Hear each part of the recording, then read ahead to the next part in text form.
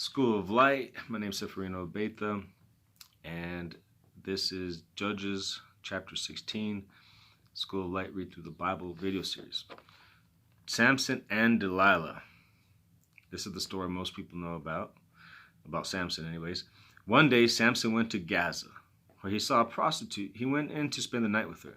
The people of Gaza were told Samson is here, so they surrounded the place, and lay in wait for him all night at the city gate. They made no move during the night, saying, "At dawn we'll kill him." But Samson lay there only until the middle of the night. Then he got up and took hold of the doors of the city gate, together with the two posts, and tore them loose, bar and all. He lifted them to his shoulders and carried them to the top of the hill that faces Hebron. Some time later, he fell in love with a woman in the valley of Sorek, whose name was Delilah.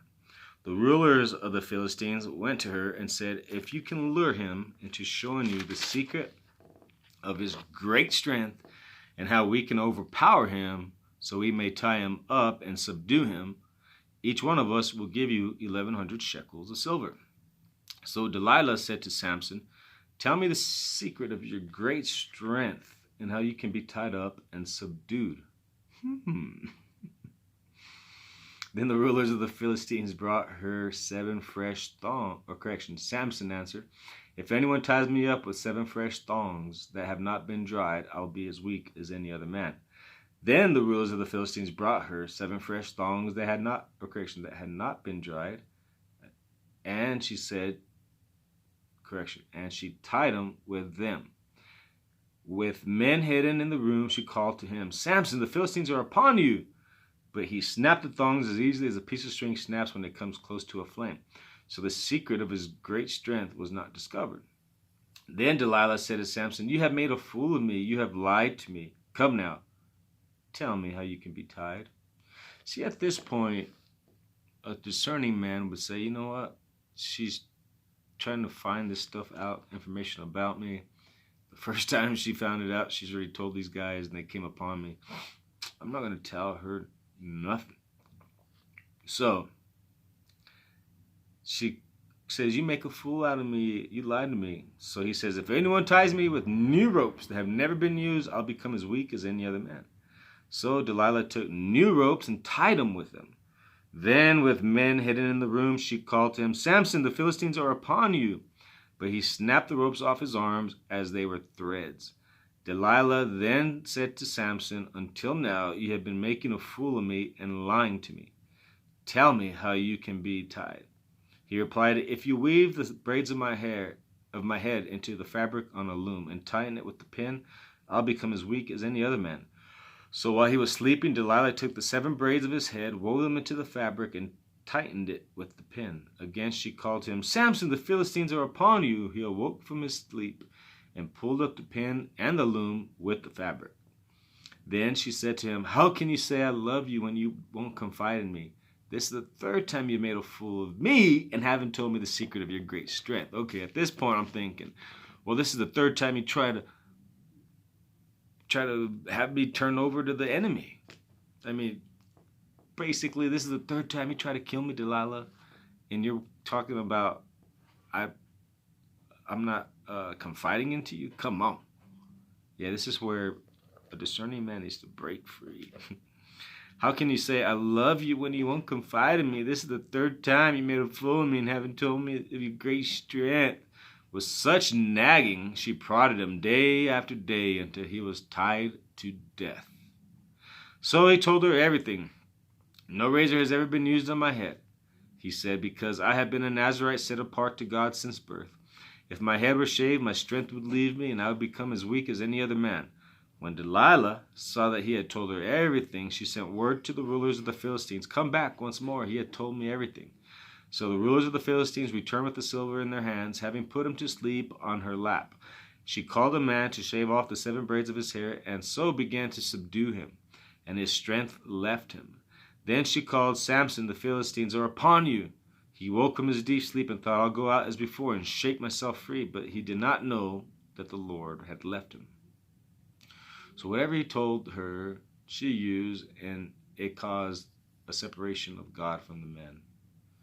Separation from God, from the man. Now, that could be you and me today, not with Samson and long hair, but you get into a relationship with the girl that is like Delilah, and then finds out your great strength or your connection to God, and then cuts it.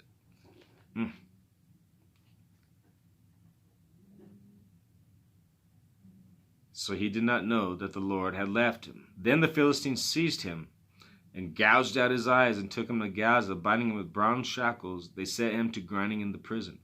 But the hair on his head began to grow slowly, again after it had been shaved. Now the rulers of the Philistines assembled to offer a great sacrifice to Dagon, their god, and to celebrate, saying, "Our God has delivered Samson, our enemy, into my hands." When the people saw him, they praised their God, saying, "Our God has delivered our enemy into our hands, the one who laid waste our land and multiplied our slain." While they were in high spirits, they shouted, "Bring out Samson to entertain us." So they called Samson out of the prison, and he performed for them. When they stood him among the pillars, Samson said to the servant who held his hand, "Put me where I can feel the pillars that support the temple, so that I might lean against them." Now the temple was crowded with men and women. All the rulers of the Philistines were there, and on the roof were about 3,000 men and women watching Samson perform. Then Samson prayed to the Lord, "O sovereign Lord, remember me, O God. Please strengthen me just once more, and let me with one blow get revenge on the Philistine for my 2 eyes." Then Samson reached toward the 2 central pillars on which the temple stood, bracing himself against them, his right hand on one and his left hand on the other. Samson said, "Let me die with the Philistines." Then he pushed with all his might, and down came the temple on the rulers and all the people in it. Thus he killed many more when he died than when he lived. Then his brothers and his father's whole family went down to get him. They brought him back and buried him between Zorah and Eshtaol, in the tomb of Manoah, his father. He had led Israel 20 years. It's interesting. When I'm reading, I'm thinking he's getting revenge for his eyes. He lost his connection to God, told Delilah. They used that against him. She separated that connection, and then his eyes are gouged out. Like, was he just living by his eyes? Living like maybe Delilah was so physically like attractive that his judgment, his discernment, like I was saying earlier, was so not there because all he was seeing was her physical beauty, not realizing that she was every time, 3 warnings, 3 times, trying to discover his strength and calling the Philistines to come upon him. I wonder if the gouging of his eyes is symbolic of you and me, man, maybe women, but men who are just going to try to live by the desires of our eyes. Wonder if there's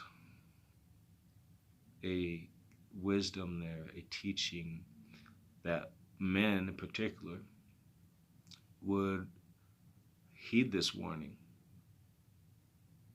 of losing your connection with God, and number 2, using your eyes only and not your physical eyes. So there's something to meditate on here. I'm sure of it. Well, that's it. I better close this. We're at the 9-minute mark. God bless you. I hope this got you thinking and at least got you through the chapter of Judges, chapter 16. Next chapter is Micah's idols, chapter 17. Thank you. Have a good day. God bless.